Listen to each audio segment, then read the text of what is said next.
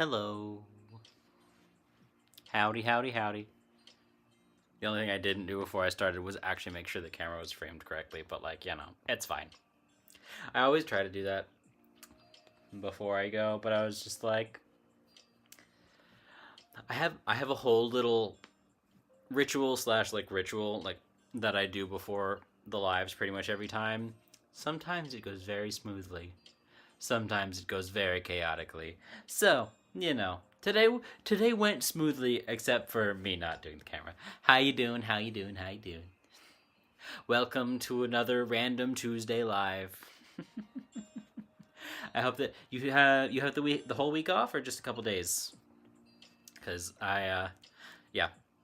I got my break at the end of last week because freelancer, and that was the time that we could get a trip. So I got my mountain time, which I loved, and I relaxed, and I also did lots of spiritual things.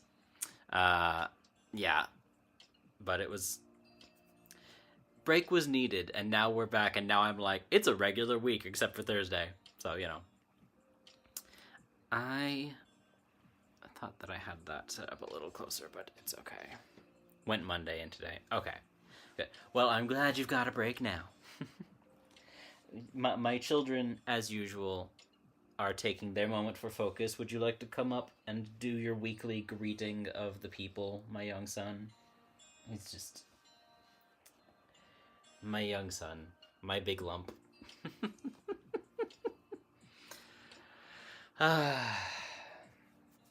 Yeah, it's the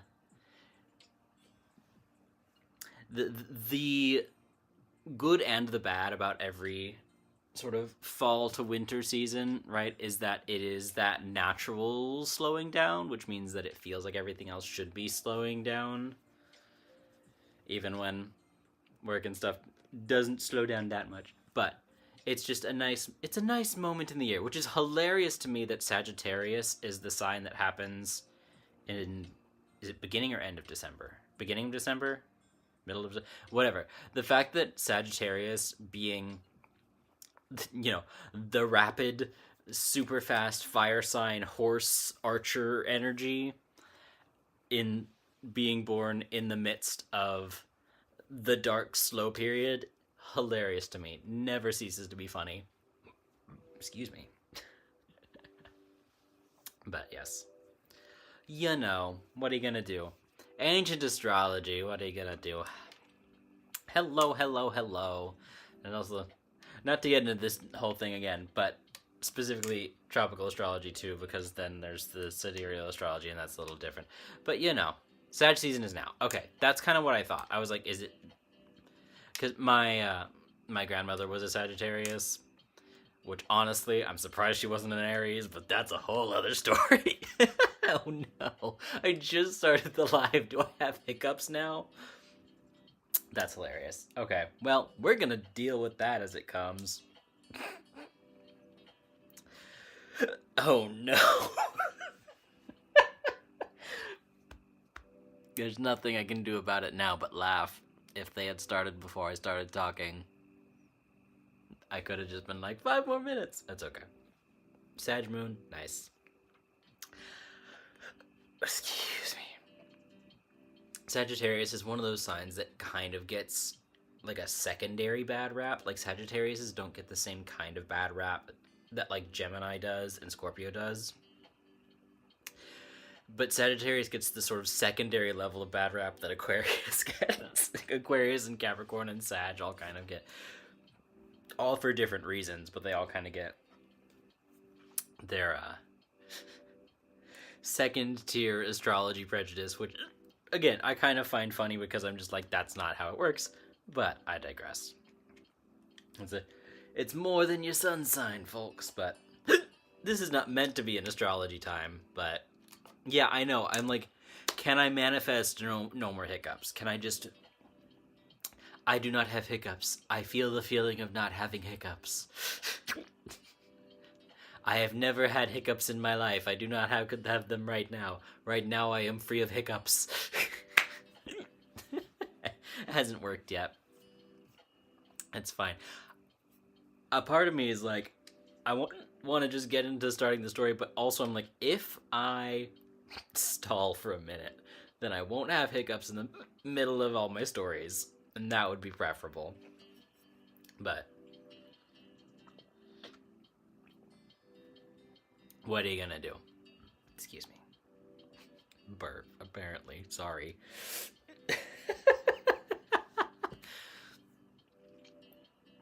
I was all... Never mind. So, I'll just start talking. So I did have...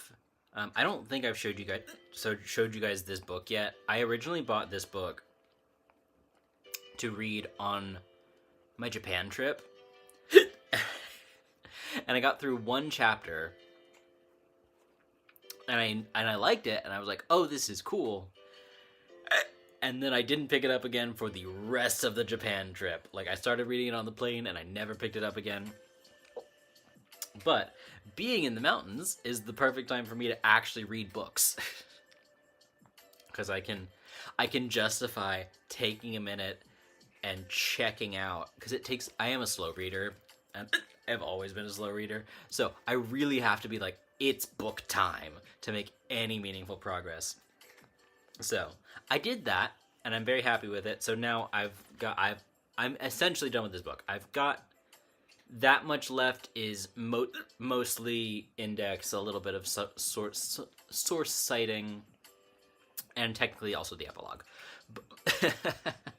But this book was my big read for the trip, The Magus of Java. So, and the subtitle is Teachings of an Authentic Taoist Immortal. I hadn't heard about this book before I got it. It is, so there's an amusing dialogue within the book of whether or not the guy is actually Taoist. The author of the book very firmly says, you are Taoist. Everything you teach is adjacent to Taoism. You act like a Taoist. You're a Taoist. And then the guy is like, but I'm not, though. And he's it's hilarious. So the subtitle has a little caveat on it. Obviously, the reason I picked it up is because I was like, yay, Taoism.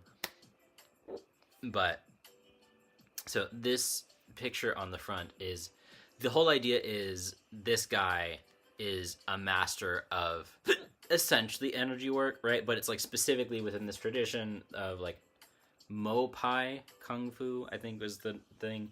And so he's like old school, like what you think of in the movies Kung Fu guy, essentially. And like when you see those videos and things of like a Shaolin monk getting hit in the stomach with a pole and it just like not phasing them, it's like that kind of stuff. Very interesting. Lots of the first page that I opened to after getting to the mountains was about how the mountains are so much more full of like one type of energy than the other. So the whole book is working on this like it's sort of an attempt at like proof of and the hiccups are gonna kill me, guys. They're gonna kill me. It's okay. It's mostly framed around the martial arts perspective of energy work, and within this tradition, which is Chinese, and the guy is Chinese living in Java, and that's a whole mini subplot. Regardless, it also tells the story of 3 different generations of teacher within this tradition, which y'all know me and how I feel about ancestor stuff, and like that was really cool. Because obviously none of these people are like blood related, but they all become these, and it is one of those things where it's like it's all very gender. What do you expect? It's maybe one of the critiques of a lot of like popular Taoist stuff is it's very like traditional in that like male focus, which annoys me. But there's another book. There's someone who's written a couple books, I guess. I'm gonna try and pick up one, but he's like, it was actually a lot of the things that are male centric in Taoism were originally like either had their own female version or were equivalent, and then it was that like greater ideology of China at various points in history that instituted all of that. So that's my disclaimer on that. Not that you guys need a disclaimer from me, but I should give my usual disclaimer just really quickly of like, I'm not technically a Taoist. I just like the theory and the system and the ideas and stuff, but I'm not technically practicing Taoism. But given that like I do work with energy in these very like yin and yang styles, the way that they are described in this book, I found that very useful and very interesting. There's also a really interesting sort of syncretic focus in the book on sort of yoga teachings and things like that with what they're doing in their tradition, where they're not trying to like steal everything, right? But there's so much of that cultural crossover that happened in various periods where a lot of the like cultural stuff from India ended up getting up to China and then would like mesh there. So it's a really, as someone who I don't like using the label of eclectic for myself, but like technically I'm probably an eclectic spiritual practitioner, right? I don't follow one single tradition, but the book has really, really loose layouts of like how the energy stuff works. It's not an instruction manual or anything like that, but it's a really great storytelling device of energy work and like using polarized energy in this tradition being like yin energy and yang energy. Turn that down a little bit. So that was a lovely like energetic tie-in to a lot of the other stuff that was happening while I was in the mountains, and I'm gonna lose my shit on the hiccups. Okay. One moment, please. I'm just gonna do the holding your breath thing.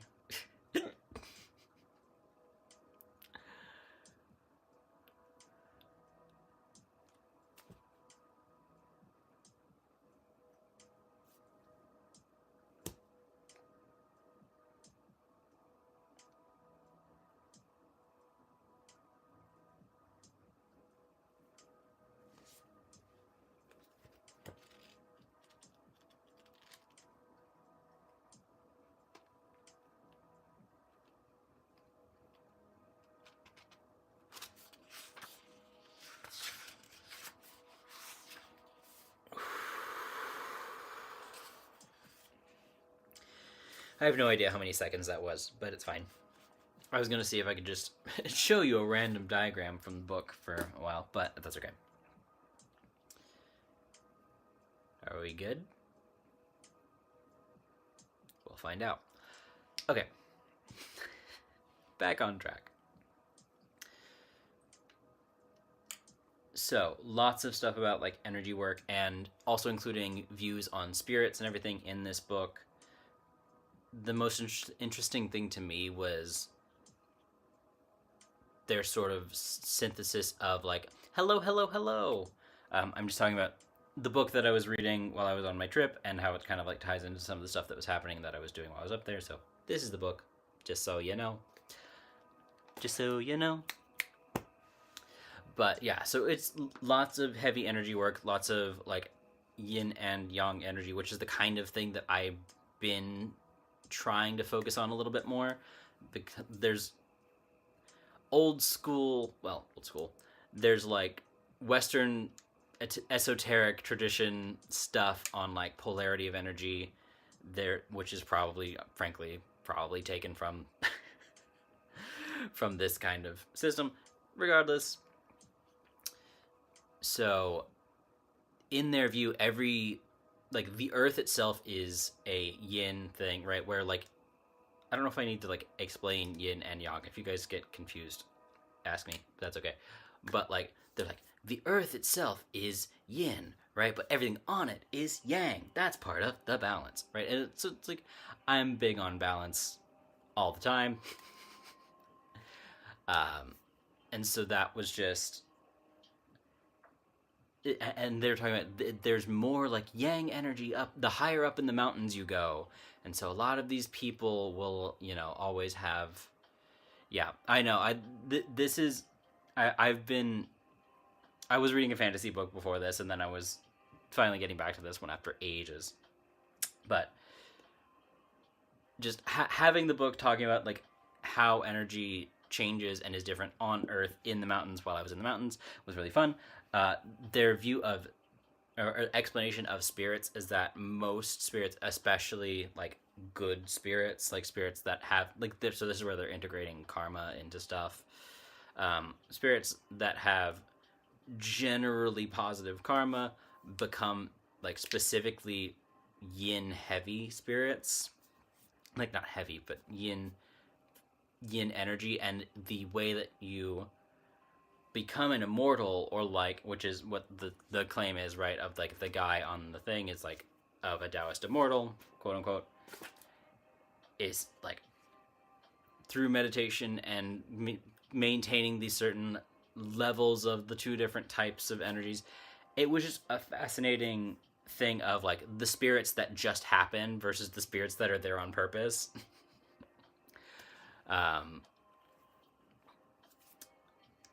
And so one of the main things that happened, or well, the first big spiritual moment that I had while I was up there, technically the second, that's fine, I don't need to tell that story.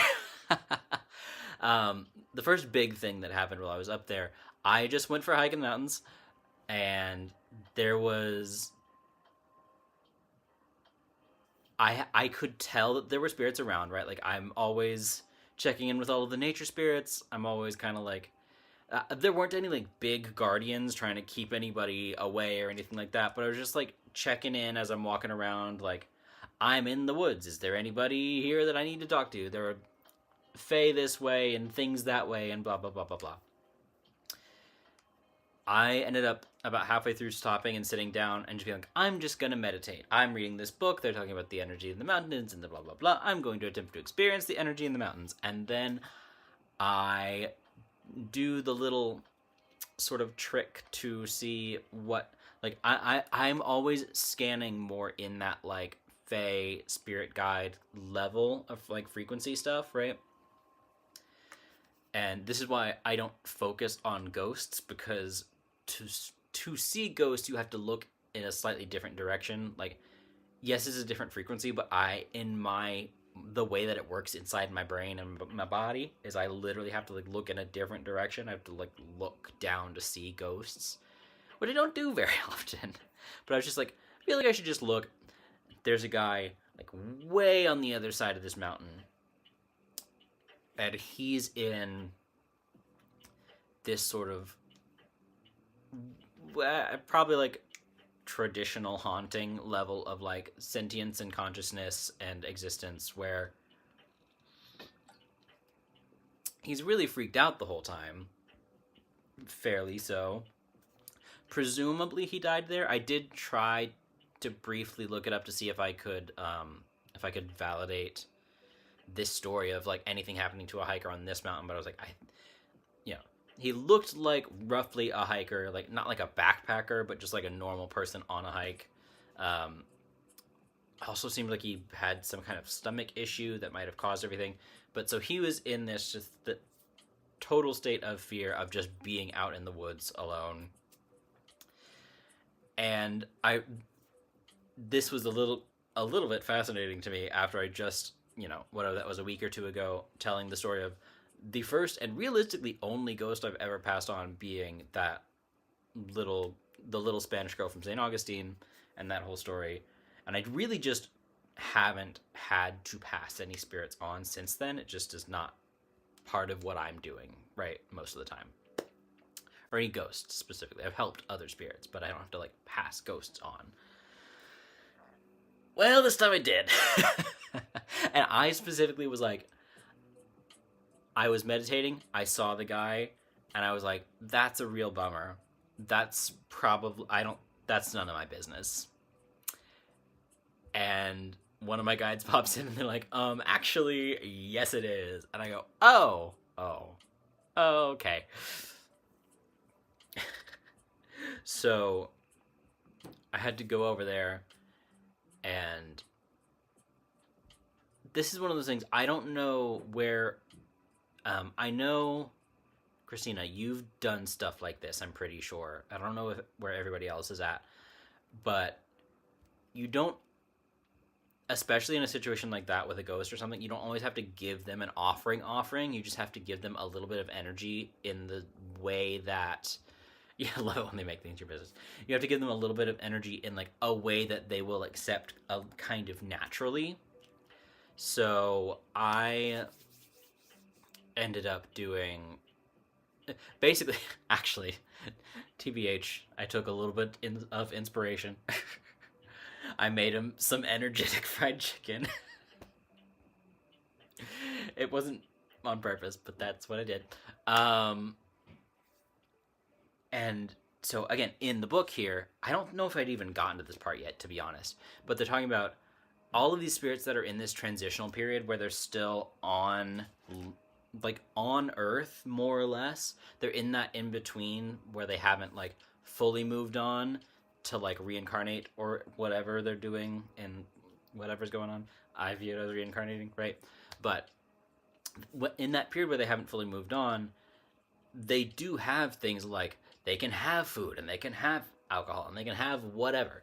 Like, they can still have stuff that they had in life, you know, and maybe if it's like more of a stuck, repetitive ghost type situation, they won't have that stuff, right? But in the majority of spirits that are in this transitional period of however many, probably years, question mark, because time gets weird, they can have food and stuff.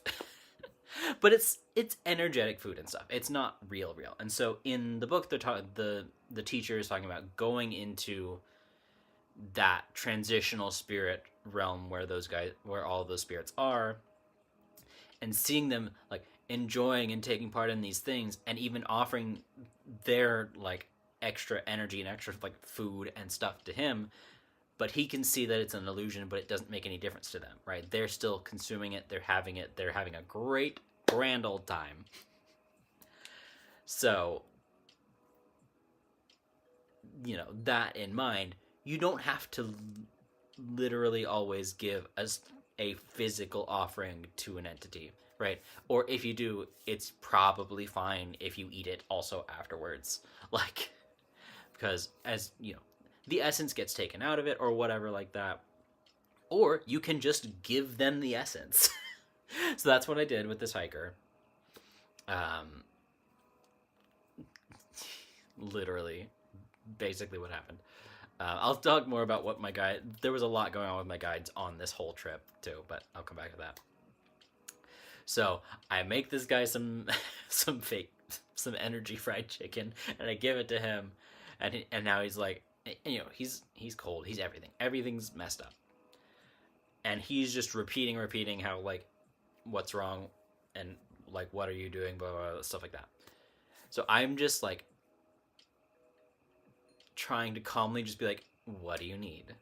Give him thing. What do you need? Give him thing. And again, he's not really talking. I can just sort of see the energy of like the things that are lacking, and or intuit it. I couldn't exactly see it, you know, I could sense it. So it's like, yeah, he needs everything. So I give him food. I made him a little shelter. I made him, you know, a couple of rounds of thing. I think I gave him tea or something too, and just built up this little safe world for him so that he could have a little bit of space away from this repetitive cycle that he was in, and it did sort of break him out of it enough to bring him to, which I was glad about. I was also kind of like, at this point now, I definitely have to do something with him because I also woke him up. So he probably, this awake spirit should probably not just be left wandering the mountains. You know, if he knew what he was doing, and like nature spirits do it all the time, but this guy who's freaked out, and I just woke him up, and then he's gonna be freaked out again, probably shouldn't do that. So I was like, okay, we need to find a place to take care of you. And I actually kind of asked. It's one of those, like, I asked him, but I was really asking my guides and his guides. There, I could like see he had like one guide left that was paying attention enough and hanging around. So I checked in with all of them. Like, am I just shoving this guy up there, like up there, down there, over there? Am I just moving him? What are we doing here? And I actually got to do something I don't think I've ever done on this plane, something that I've only ever done in Underworld work stuff. In the Underworld, when I have spirits that I am sort of passing through and passing to different stages in that realm, I essentially open up the world tree for them. You know, y'all know me. For me, this is my world tree. This is the one that I use most often. It's the camphor tree, right? I have rambled on and on and on about how much I love the camphor tree. But, so, and I have one, like, in the Underworld that I can take spirits to, or take shades to, or whatever, to, like, pass them through so that they have somewhere else to go. Because if you're stuck, especially if you're stuck in the Underworld, and you don't got nowhere to go, you gotta go somewheres. So the thing about it is, it's not quite the same as passing them on, but it is this like safer liminal area to give them time to move on themselves. And so that ended up being pretty much exactly what I did. And there were oak trees and there was all this stuff and blah, blah, blah. So I was like, okay, this isn't exactly like, he's not gonna, if I showed him a camphor tree, he wouldn't be like, what's that weird tree? To him, it would just be a tree. But I was kind of like, okay, I'm in this environment. There are other spirits and entities and things around. Let me just open this door for him via something that's native here. So I did, like, I also realized after I was done, I was sitting on an oak, a fallen oak. So I gave him a big old oak tree. Not big, but, you know. And gave him that as a doorway and called his guide over and was like, you got him? So this is the thing that I'm kind of like, I don't think you guys need me to drive this point home super hard, but I just want it on the record. The same way that last time I was telling the story about my little Spanish girl friend, that I helped out, I made sure when I like passed her on that I could like see her parents, because she was like 9 or 11 or 7 or whatever she was, and like sent her to them. So in this case, I'm trying to not just send this guy into the fucking void on his own. So I'm seeing I'm excited to read this. I'm gonna run off track if I read it right now, but I'm excited to come back to that. So he has this one guide, this one sort of like, and I don't know if they weren't like stuck there, like they had other stuff they'd been doing, but they were just like the only one left keeping an eye on him. And I was like, can you take him? And they were like, yes. So opening up this door to the world tree via a tree that's already in the area, really, like, it's this thing, because I know Christina, you do a lot of stuff with portals and everything, or like there's just a lot of portals around, and the thing that makes the world tree part work so well for me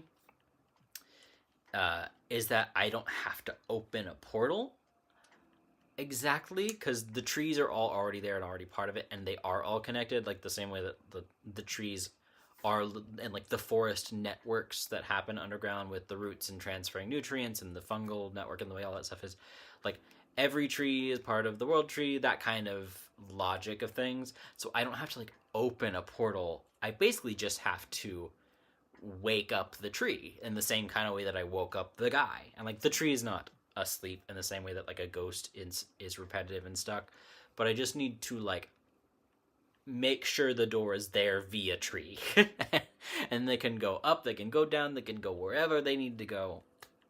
And sometimes when I'm in the underworld, I know a little bit more of what's going on with those entities, so I can help them a little more directly. But in this case, I don't know this guy. I didn't think this was my business 5 minutes ago.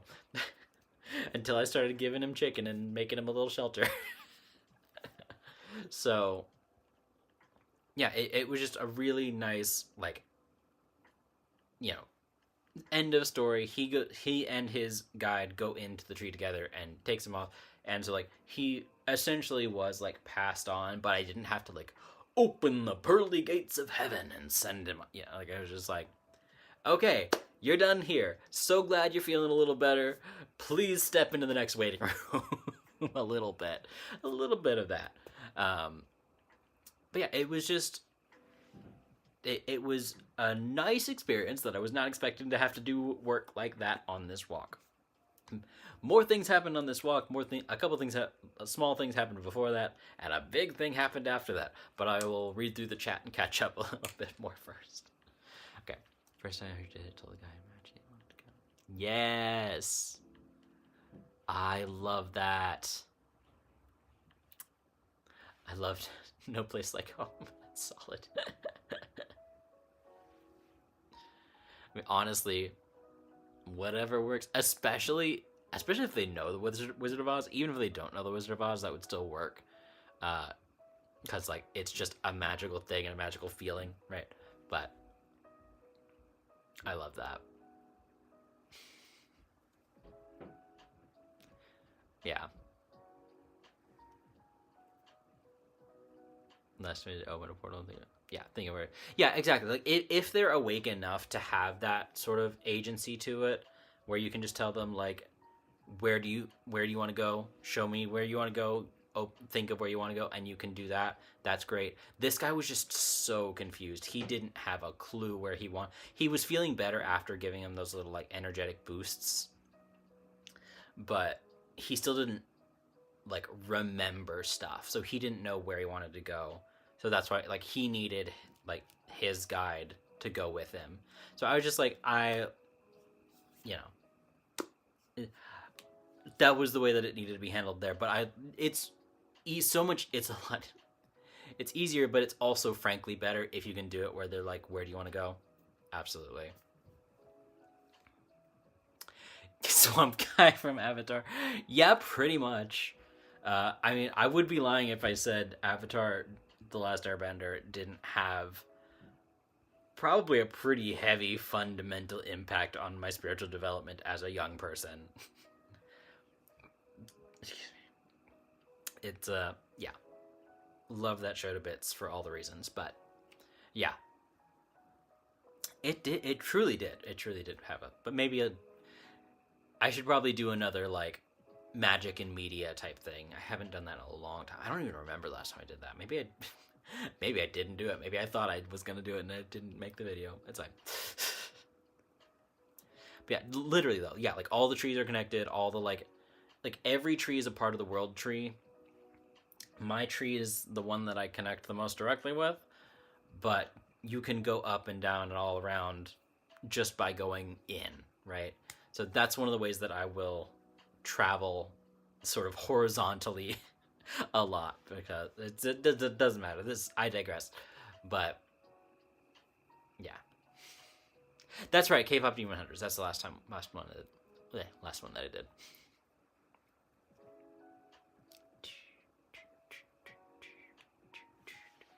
Okay, so yeah, what happened before that? Because originally this whole thing, like I said, I wasn't expecting to be working. I was just gonna go on a walk with my guides. Basically, I was just like, I'm just gonna go on a walk. I'm gonna bring my guides with me.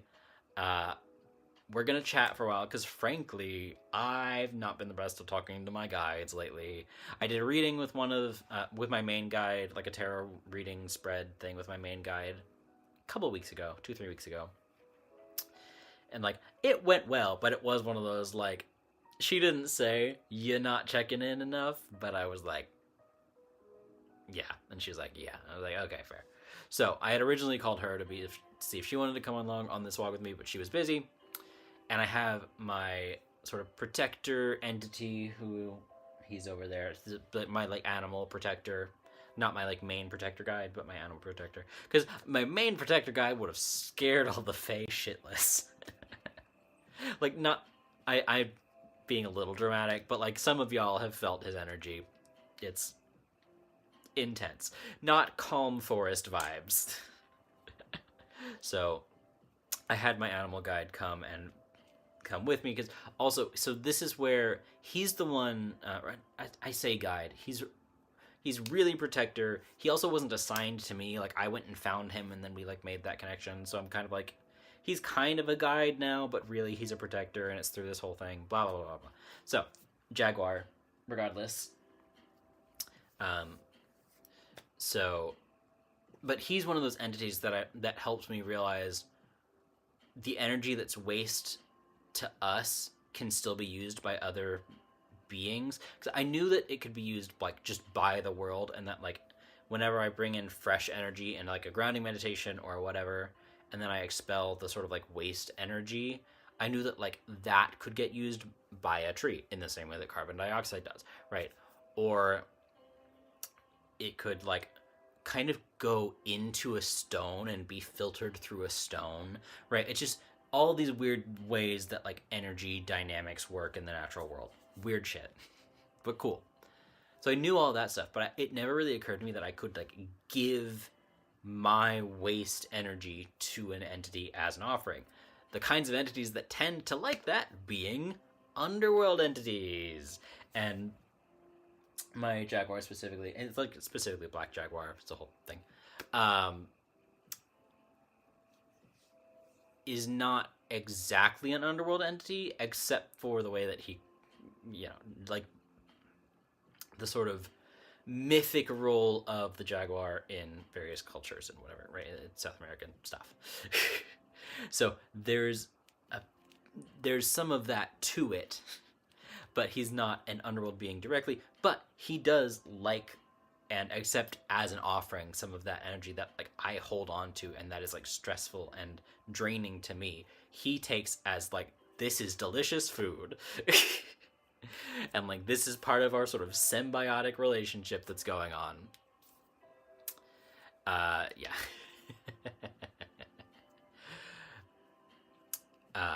Oh, that the one that you guys felt, that wasn't my main guide. That was my protector. I could call my main guide. We could do that today. She's probably not busy. Are you busy? Could you come in like a bit? People do things. Yay! Okay, great. Okay, we'll do that later. She's kind of busy now, but she can come. So my main guide is much more pleasant than my protector.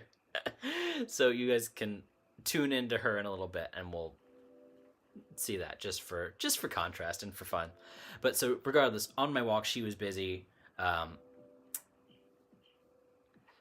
So yeah, when I say like waste energy, the way that I described it a while back is that like if I'm bringing in, I'm going to keep using the yin and yang energy because that's just how it works for me, and that's how I visualize everything and what's been working the best for me lately. It's like when I bring in my general energy refresh meditation that I'm doing is like I'm taking in like yin energy on one side and yang energy on the other side, and then I'm taking that in from above, and I'm also taking both in from below, and they're inverted, right? So it's like yin, yin, yang, yang. And those are, yeah, very much like sawdust. Very much like sawdust. So like it's almost like if the yin is the wood and the yang is the blade cutting the wood up, then like the waste energy is the sawdust. Kind of, right? And the product of the energy is whatever the finished piece of woodcraft is. So yeah, when like yin and yang don't actually like play nice together, but they play together naturally, right? Like the natural world isn't nice, so yin and yang do kind of fight each other, right? like there is a conflict and an like attack and emotion that happens there. So in that sort of the way that I see it, in that grinding of the two trying to work together to create a result and for something to happen, there is that like this sort of gray sludgy thing that comes out. So it doesn't look like sawdust to me. To me it looks more like almost like a metal dust paste, which is crazy, but that's what it looks like. And so, and that can be sort of vaporized into a smoke that I can like off gas basically. So it's just, if I haven't refreshed my energy, if I have had a long hard day, and like some of the stuff, like your energy will refresh naturally while you sleep, right? Like just, that's just gonna happen. But if you had a really hard day or a hard week and you just haven't like refreshed enough, you can have a lot of that really heavy sort of sticky-ish waste energy.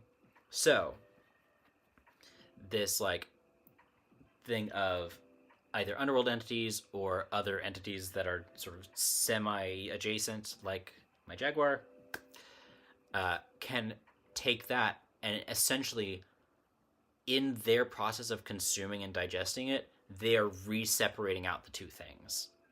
So it's, if part 1 and part 2 go in, mush together, product comes out, and what's left over is part 3 bad gross for us. Part 3 bad gross for us goes to recycler entity.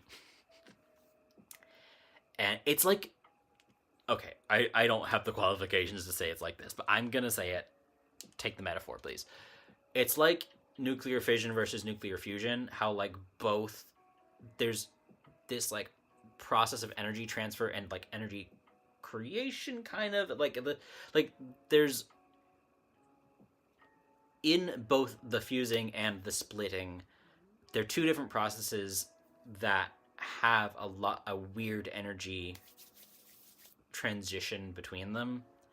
So it's like, when the energy is coming in and being used, it's kind of fusing together into a lump. And when it's being expelled and consumed, it's getting energy by, like, the energy is coming from separating it back out. I digress. That was way longer an explanation than I had to do. But that's what I mean by waste energy. So to us, it's used up. Other entities can use it again and recycle it.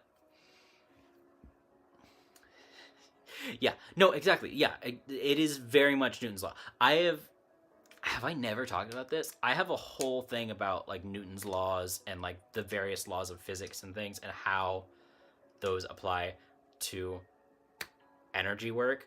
That's like a core foundational thing to my like philosophy and metaphysics. Regardless, yeah, energy can neither be created nor destroyed. All of that is heavy, like every action has an equal and opposite reaction, except that some energy can get lost in the process of translating from one to the other. Like the sound and the heat and the whatever energy is a loss of energy, but there's still an equal and opposite reaction. All of that is very core to my metaphysics and how I understand energy to work. Like not just physics, material, matter, particles, energy, right? And they are talking about in this book also, so the author is like an engineer in addition to being an author. So he's going into some of that, like how he views like yang energy as like both a particle and a wave in the same way that photons and electrons and blah, blah, blah, blah, blah. Science. I could explain it properly if I did 10 minutes of research to make sure I wasn't saying everything completely wrong. Just to refresh myself. Regardless. So that whole walk before the encountering the ghost and everything was me just talking to my animal protector and sort of giving him, because he gets pissy with me because if I don't give him enough stuff to do, he gets bored. And he's not like exclusively mine, but I don't think that many people ask him for help. So if he doesn't, like, he's happy, he can just do his own thing. He doesn't need me to give him stuff to do. But he's kind of like, if I'm gonna be like paying attention to you, you might as well have me do something, basically. Like, I had to have a whole conversation and kind of like a little bit of making peace with him of like, it's not that I don't want your help. I want your help a lot. I just don't always think to call you by name and say I need you to do task. So I had to like negotiate with him a little bit, like not even really negotiating, just smoothing things over a little bit, because he was just like, why aren't you giving me stuff to do? I was like, sorry, I forgot. So the main part of the walk is having that conversation with him. I'm also simultaneously, like earlier, the day before, I had called and talked to my dragon guide, and they were kind of like, because I was like, we're in the mountains, isn't this nice? And he was like, he was basically like, this is not enough. We need to be either more in the city or more in the mountains, because this is just weird. Which was very funny to me, because to me, the place we were staying is plenty in the mountains. But anyway, so he didn't really want to stay long. So I also had a chat with him on my little hike, and he was just like flying above me, and we were sort of chatting that way. And so cut to Ghost Story, cut to after Ghost Story. Turns out I have spoken the last time that I went. I spoke to like the entity that is the mountain, right? I'm sure I've said this at some point, but I kind of view, like, energetically, mountains and giants are kind of the same thing to me, right? Like, if you see a thing that looks like a giant that you think is a giant, like the way that in Moana, the island, like Te is in the island and you like see her form and everything, like that's how I view the mountains, right? Yeah, I love mountain spirits. So and this place in the mountains is a place that we've been going since I was a small child, like on a semi-regular basis. So it's like I have been in these mountains and on this particular mountain at least a dozen times in my life. And at various points of my spiritual journey, ironically, I've been going to this place my entire life. One of my friends got married there who had never been there before. Like one of my best friends from college got married at this same place that I've been going to my entire life, on the same mountain, at the same place. Awesome, crazy moment of synchronicity stuff, right? So I have talked to this mountain spirit a number of times, but I have never done anything terribly intrusive, right? And I didn't think I had today. I didn't think I had on that day, but apparently I did. So he was essentially pissed, not full pissed, but he was a little mad that I had removed this lost hiker spirit, because essentially he was just like, this was the equilibrium, this was the peace, this was the way it was. Why did you change it? What was the need for the change? Why did you meddle in this? And I went, oh. And so by the time I realized that this was happening, my dragon had actually already been talking to him for like 5 minutes. I need to go back through the chat again. I'm way behind. But my dragon had already been talking to him for a few minutes, sort of smoothing this over, and then I pop into the conversation like, whoa, hey, what's up, guys? Are we good? Everything okay? What's going on? And so, yeah, he was just like, I don't see why you saw the need to get involved. This is my place. Why are you taking my, like, people, my entities, my guys? The things are, things feel 0.2% different since you did that, and I'm mad about that 0.2%. And, you know, I was kind of like, well, what was he doing for you in that state, right? Like, he was upset, he was scared, he was in this cycle. Like, nothing was happening or being produced out of this, like, fear and upset for him. And, you know, the essentially giant, right, the mountain spirit, is like, he wasn't doing anything for me. He was just existing, and it was stable, and it was fine. Why did you mess with it? So his whole thing is just, he was really just mad that I got involved at all and that anything changed. Because mountains are old, things are slow, change is weird. And, you know, the ones, especially mountains that have been developed upon and had fucking dynamite shoved in them and all that, you know? it's not that they like hate humans. They definitely don't all hate humans. It's fine. They're just bigger nature spirits. So to the extent that nature spirits feel some type of way about humans, mountain spirits feel that too. And so he was just kind of like, there's been a lot of, and he doesn't care if you like live there. He doesn't care if you walk around on the mountain, but he's just like, don't change the mountain. It's very much like a leave no trace kind of mentality.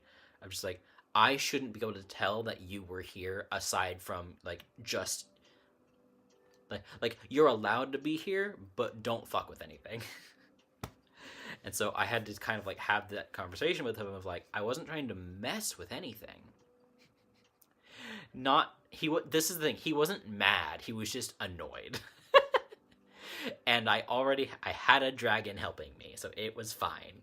But it was true, it was really like, I wasn't gonna touch it, right? I already wasn't gonna deal with the ghost. I fully saw that ghost and I said, that's none of my business. And my guide said, yes, it is. So it was clear that I had to do something because I was directly told I had to do something.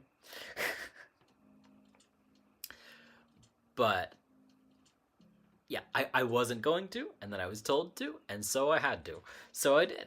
And so my dragon had to come in and be a mediator between me and a mountain.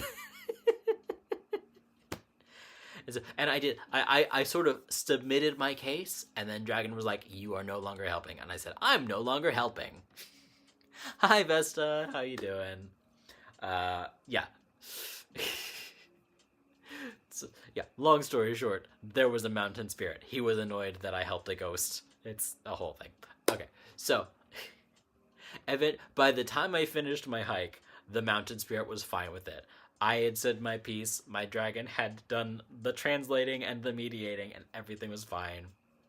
But yeah, again, same mountain I've been to my entire freaking life. I've been there so many times. I love it there. I have talked to that spirit before, and he's never had a problem with me. And he's just like, why did you move that ghost? And I'm like, because he was sad? So that was, that was a whole thing. And that was not the only mountain spirit that I talked to on this trip. I tell you what, it was not the only one. The other one was much less annoyed with me. He was still annoyed, but we'll get to it. Yeah, exactly. Don't move my furniture if you're gonna visit. And like I said, I wasn't gonna. This is why I think I got a little defensive with him, probably, which is probably why the dragon was like, "Hey, stop talking," which is fair. That's fair. So I stopped talking, but it was really just the like, I wasn't gonna touch anything. So sorry, but it's already done. We good, and then we were fine. So I want to scroll back up because I am way behind on chat again. I want to see what you guys have been saying, and then I will continue with sort of story part 3. And I did say my main guide is around. Let's do that now. While I catch up on chat, will you show up and show off a little bit? Yeah?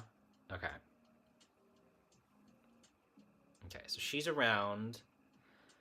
If you guys want to tune in, do you want to... Because she's here, but do you want to... You don't. Okay, she's here. I was going to not lean through her to read the chat, but I guess I have to now because she doesn't want to move. Okay. So this is my main guide. You guys tune in. She's here. I know. I'm also like, you're not really on camera, but I'm just gonna. It's fine. I'm literally like putting my hand through her. So you guys tune into her. Check her out. Let me know what you think. I am curious what you see, feel, what you get. I love her. I think she's great, but let me know what you think. I'm teasing her a little bit. It's okay. While I read the chat. Oh, just back to the Avatar thing really quickly. Yeah, I was so like, I'm a waterbender. I'm 100% waterbender. I to this day, I'm such a water child. I love mountains, like earth, everything are yeah. That's a whole other topic.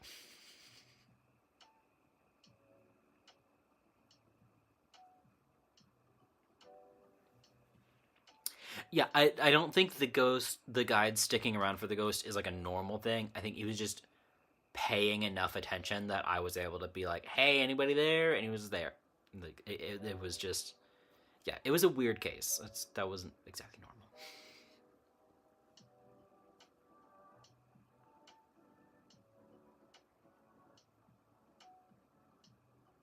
Like it happened. It's not uncommon, but it's also not common. It just depends. It's case by case.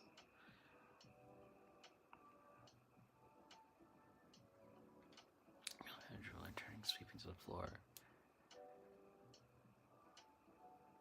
Nice. Yeah, I've seen videos of people like making gold bars out of gold scraps and stuff. That's so cool.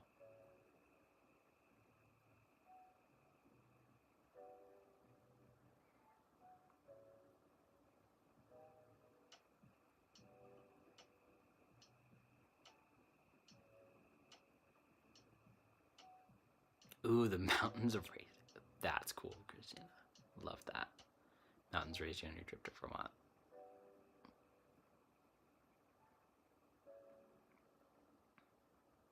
Yeah. Oh, yeah. Exactly. Exactly. Moana. When I first saw, I don't cry almost ever. I rarely cry. I cried watching Moana because like they got so much. It's all there. They got it. It's there. They know. Yeah. My mind was blown. I was crying. It was great.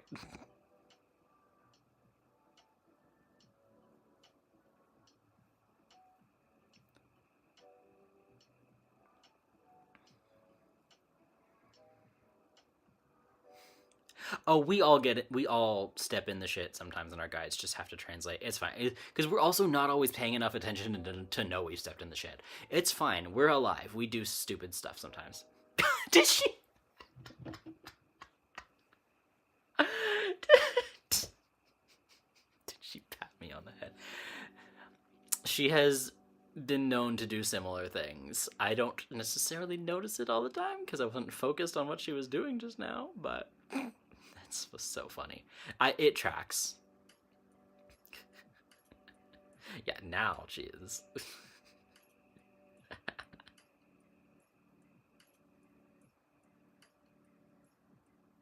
Cool. Yeah, okay. So I do just love this. I'm glad that was a fun little exercise to do while I caught up on chat. I love that everybody's getting her vibe now. She's my favorite. I'm being a little facetious, but also not. She's great. Um, we do sass each other to the moon and back, but what else are you supposed to do?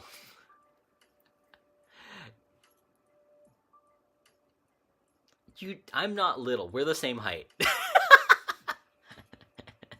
Yeah. Yeah, so the funny thing about her, I actually saw her completely differently for a long time. Like the way that used to see her at first um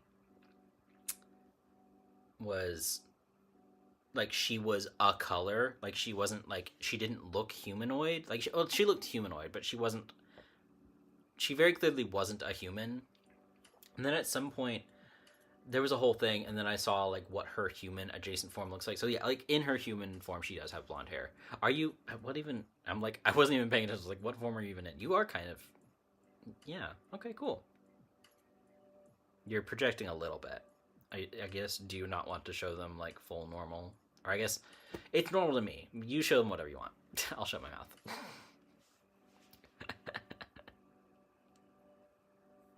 Yeah. Yeah. We go way back. There was a whole past life situation. A couple of my guides are all pretty directly from past lives, but this was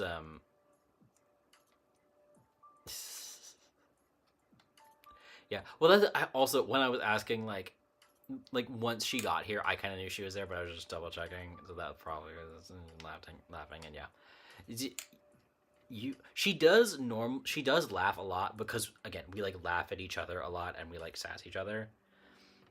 She's not normally like this laughing this much, which also makes me think, are you like a little uncomfortable to be on camera? Glare. Ha! Yeah. Okay, it's fine. She's like it's the like awkward laughter. Yeah. She petite in height. Yeah, that's fair. Yeah, she's truly like pretty much my height and I'm like 5'5". 5'5", 5'6", whatever the fuck. Um yeah, when the other form, like the more humanoid form, she is like long blonde hair. But her other form, it's much harder to tell. Like I think I've always seen it kind of like yeah, I've always seen it in I wouldn't say like short dark hair, but like fair enough.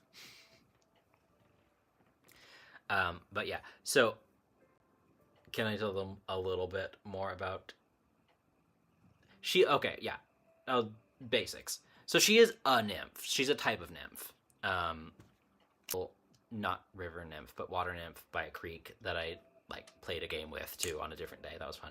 But yeah, it was yeah, I guess I won't say okay, give me a fake name because I don't want to just keep saying she, you. And I can, but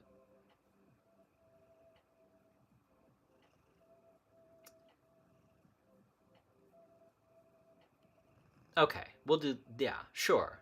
Your fake name's Bella. Her fake name's Bella. So yeah, yeah. So yeah, she is a type of nymph. She's a water nymph of a sort. It's a very specific, a very specific body of water, technically. But she is like, yeah, Greek water nymph. Um, not to put you on blast, but you're old. um, yeah. Oh yeah, she is gorgeous. I mean, not to, not that I'm biased, but she is. Um, yeah, much more honestly, you're being more playful with them than you are with me. Like we're playful in the sassy way. She's just being like funny, playful with you guys. Um, but also the stakes are lower with you guys. She's not in charge of you guys. She's in charge of me. Yeah, yeah, that's actually fair. She's a bit like the Zora from Zelda. A little bit. Um, I should tell Crystalline that. They would love that comparison. Anyway, that's because we are hilarious, correct?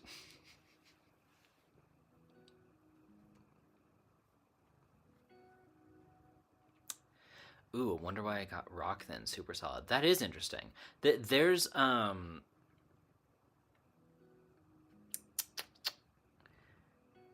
the relationship that we had, like if anything, I would probably be like the rocky one in that, like the more solid firm in that whole past life situation. So maybe that's what you're picking up on, but that's my best guess. I don't really know.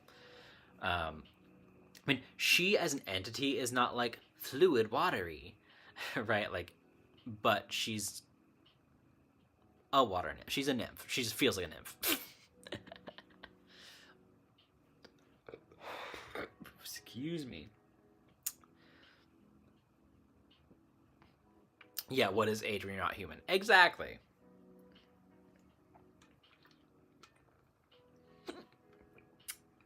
Damn, hiccups are back.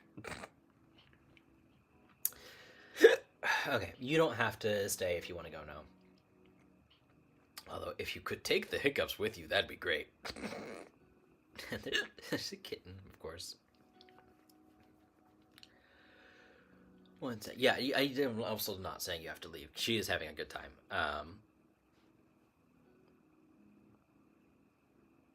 Firmness could be age. That's cool.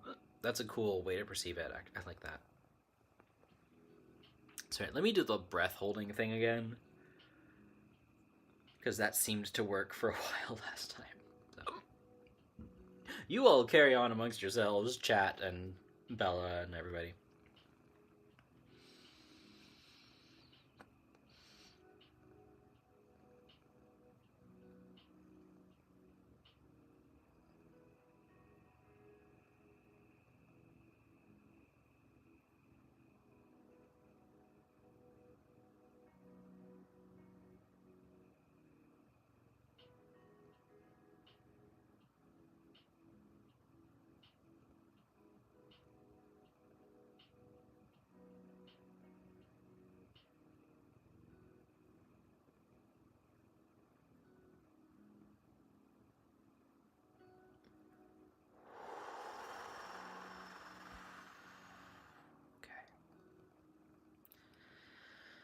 Let's see if that worked.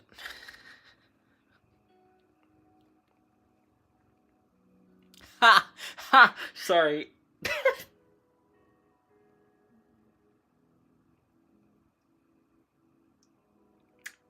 The Beauty and the Beast song did get me. That's valid. That's a little bit. Oh, she is very grounded. Yes, she's very good at tasks and business and being in charge of things. Um, yeah, having the Beauty and the Beast song, uh, that's a valid comparison for the past life situation a little bit. Oops. Yeah. Anyway, moving on. Um, yeah. So, I do want to. I have like one more story from the trip that I want to tell. There's more stuff that I could say, but there's one more story that I came in really wanting to tell today. So, no, I know you weren't calling me a beast. In that particular life, that was kind of a little bit of what was going on. This was, again, a long time ago. This is like I've had the thing of like how souls happen and like stay together, and now they like and how they go in and out and all about, like, there are different, like, there's threads from every moment in time, and there are like chords of like every life is like a chord kind of threads that come into who you are now, and you have multiple chords that make up who you are now, right? So like a thread to like a braided cord to a twisted rope or something, like you just keep stacking up all of that stuff to make up what you are in this life. So that like strand, that cord that life was on, long time ago, pretty far removed, but yeah, that was, you know, that was how that went. That was, can I just tell them I'm not gonna tell them the story, but because there's also not really like a story, like it's not like that interesting. um but just like the basic part. Okay, so yeah, she's specifically, no, I did not hold her ransom. um no, but it was like an arranged marriage type thing. um and it was, so she's specifically a sea nymph. um so Greek sea nymph, if you look it up, you'll probably find out specifically what her like type of creature, mythological creature she is. um but yeah, so that was a whole thing. So I was like this big weird sort of sea monster thing. That's also where some of the chaos stuff comes from. That life in particular, I think, I don't know if that was like my first sort of chaos adjacent life or what. um, but it was, yeah. So Chaos can be good and chaos can be bad. Yeah, so essentially I was like a chaotic sea monster thing, kind of. Um, and it was like, yeah, like an arranged marriage kind of deal.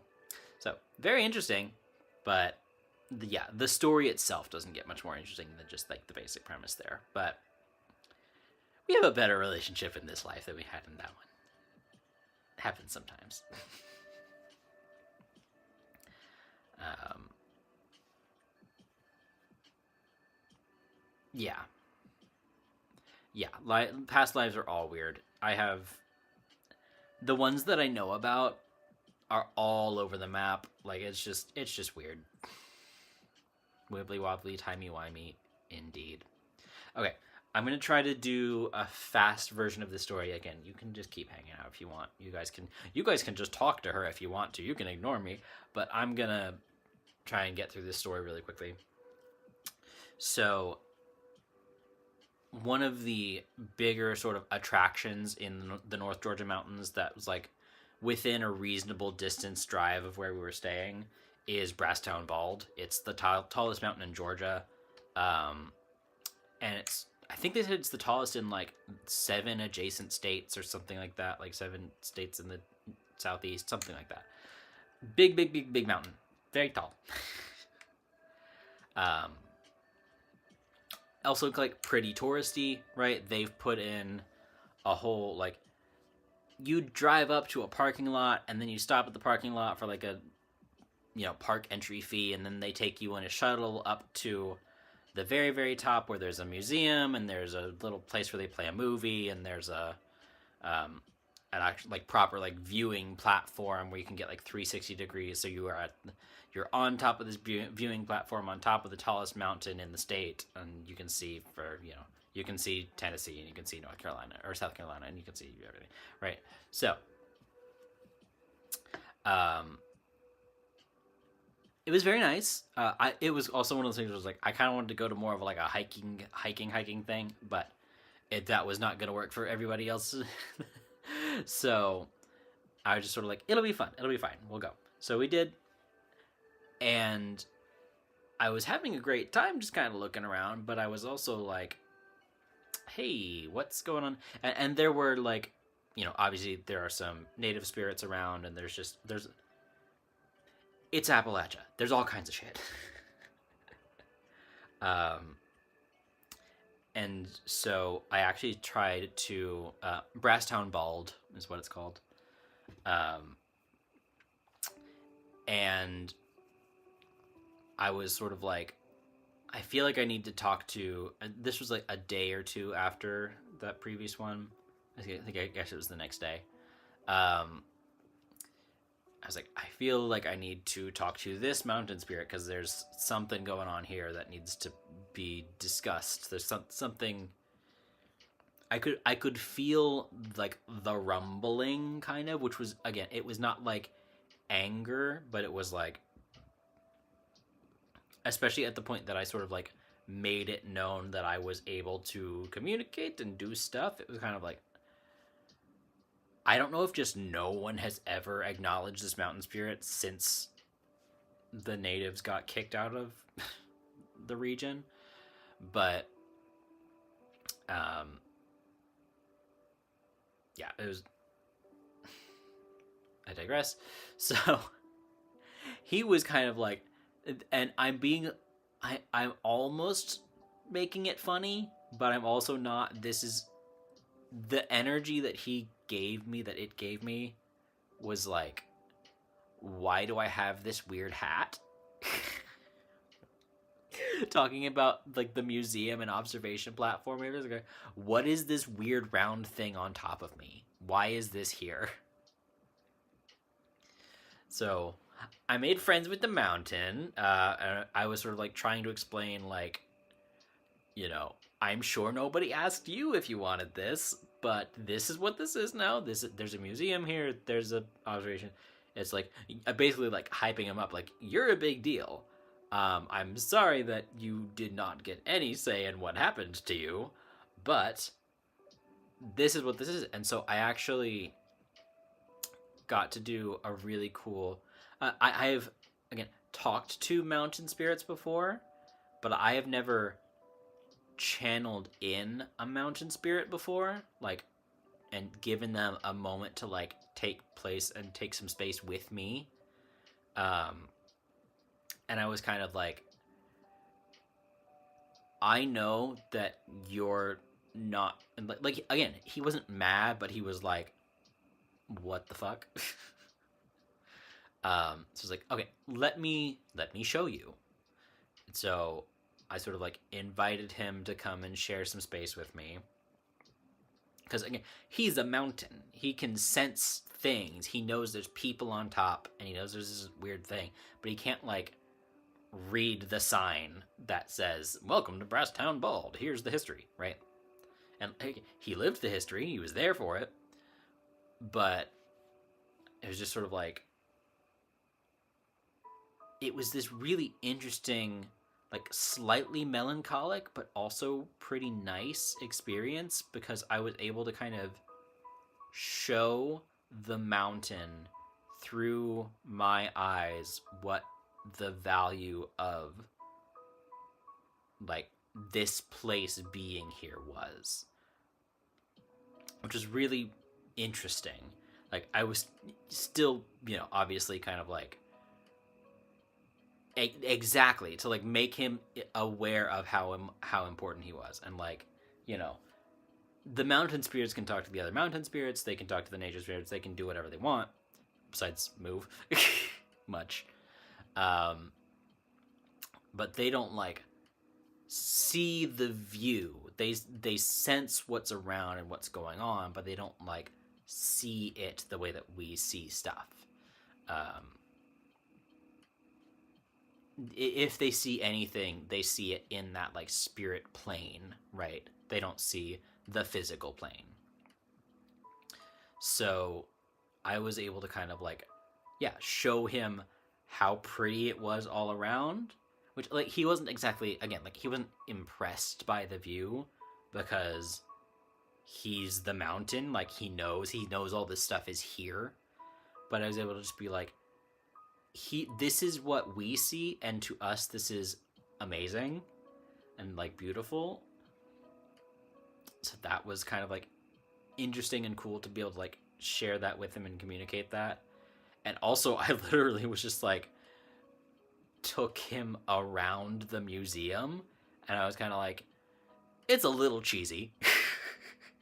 This is not the best museum in the world. The little film that, the little museum quality film that they were playing was clearly made in the 90s, if not the 80s. Like, this is not top of the line stuff, but there's some effort at like historical accuracy and like, some of those like sort of normal things that you would expect to see, of like talking about the Cherokee and the weapons and the blah blah blah, and like how the land was taken from them was at least acknowledged, even if it wasn't like super acknowledged, but it was there. So it's just kind of like, if you recognize these people and that they used to recognize you, this is what happened to them. Like, because frankly, I don't know enough about the way that the Cherokee, and specifically the Cherokee that lived on that mountain, did their things to know if they specifically spoke to that mountain. They probably did. I don't know.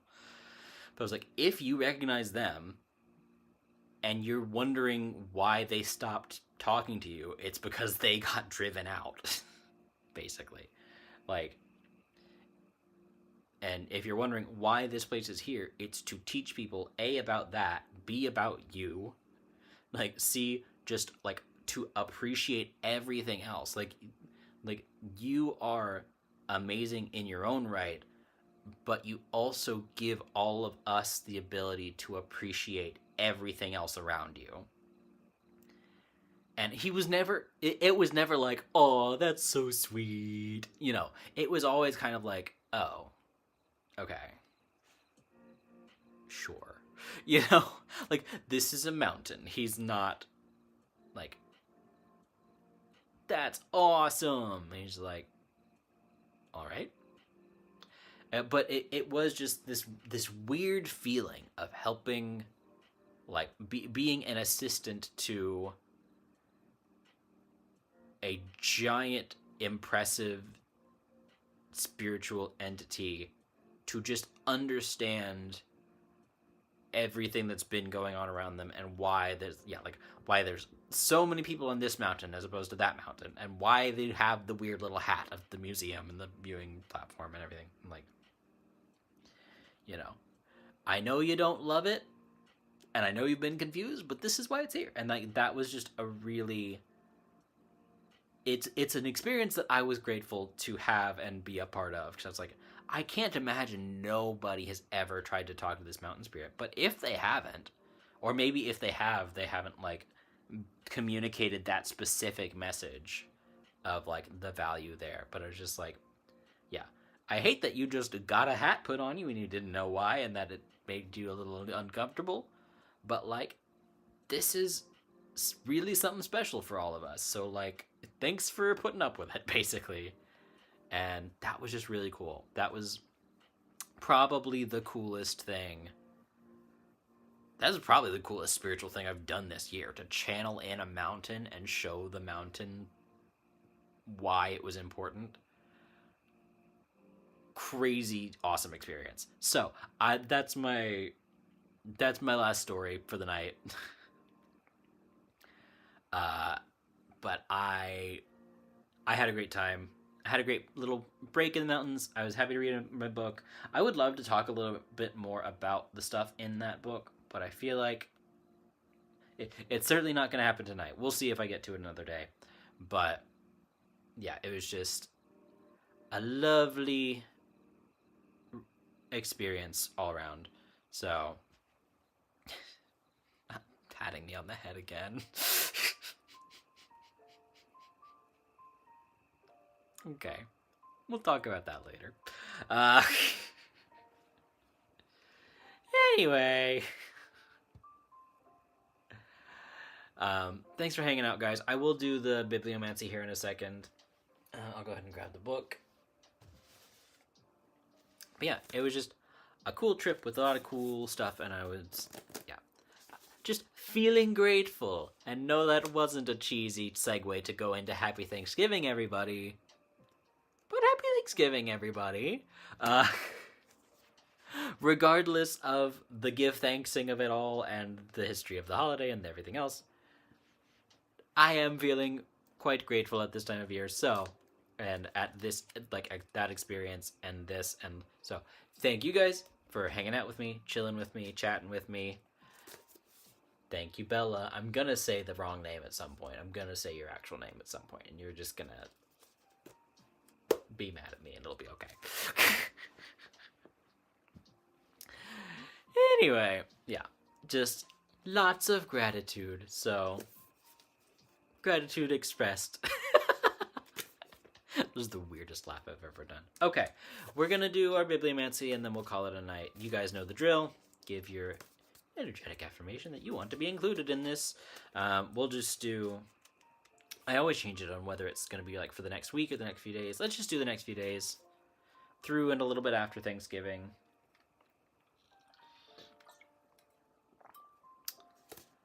Okay. Yes, and Bella's going to help.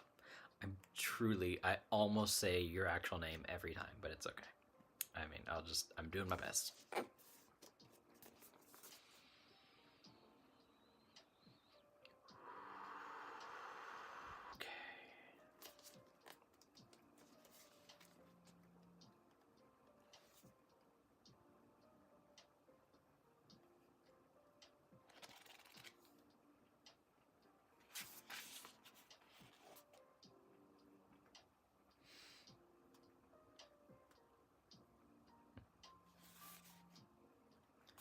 Okay, I just have to show you guys the art on this one before I start.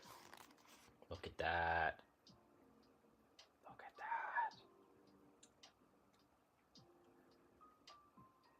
that. I don't know enough to know exactly what that's supposed to say or mean, but to me it does feel like trees and mountains and all that stuff. I'm just saying. Okay. Passage 63. Act without acting, serve without serving, taste without tasting. Big, little, many, few. Repay hatred with day. Map difficult through easy, approach great through narrow. The most difficult things in the world must be accomplished through the easiest. The greatest things in the world must be accomplished through the smallest. Therefore, the sage never attempts great things, and so accomplishes them. Quick promises mean little trust. Everything easy means great difficulty. Thus, for the sage, everything is difficult, and so in the end, nothing is difficult.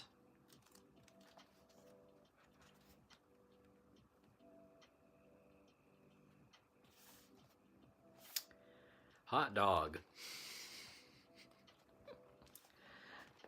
Okay, we're gonna go through that one again, but I like it. There's definitely a little bit of there is no try, only do in this, but you know. Yes. Act without acting, serve without serving, taste without tasting. Big, little, many, few. Repay hatred with day.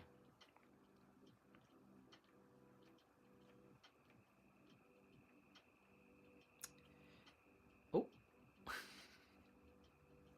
I have my lights to change automatically at 10 o'clock. I forgot. Map difficult through easy, approach great through narrow.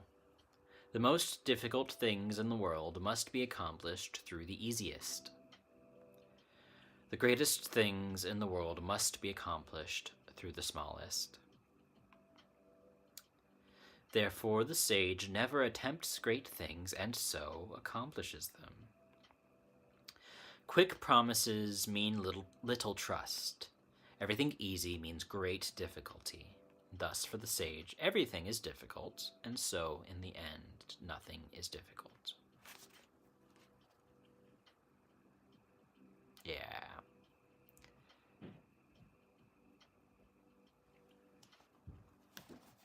Oh, this also says, I guess the passage is called Act Without Acting,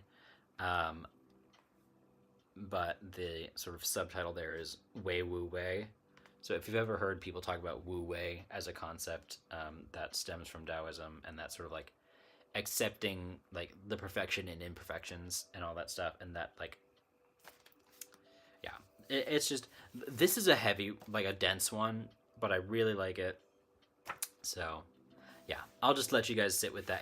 It does sound like I haven't spoken to Oshun directly except for like once, maybe twice. I think once without you and once with you in a reading. I think, if I'm remembering correctly. But yeah, that's got some old energy in it. Like that the energy of this passage feels like the energy in a mountain. And I've been thinking about this specifically a lot, like not this passage specifically, but these concepts specifically, just because of things like, to get all of that stuff, like to get just the lumber up to the top of the tallest mountain in the state, requires, like, you know, you don't throw the lumber to the top, right? It takes roads, and it takes like it takes the mapping of a route, it takes the creation of a path, it takes like the path to a real paved road that a truck can get up, or a wagon, or whatever the fuck, whatever. That's right, it was Ishtar. I have spoken to Oshun one time, but it was not in your session, it was Ishtar. Thank you. But yeah, anyway, so you get the picture, you get where I'm going. It's just like all of the little tiny steps that have to happen, and the more shortcuts you take, the harder it is to do, etc., etc. Love it, love it, love it, love it. Good stuff, good stuff. Okay, thank you again, everybody. Thank you, Bella. I hope you all do have a happy Thanksgiving. I hope that you have good food and time with friends or family or whoever's around. And yeah, I will see you all next week. Thanks so much, guys. See you next time. Bye.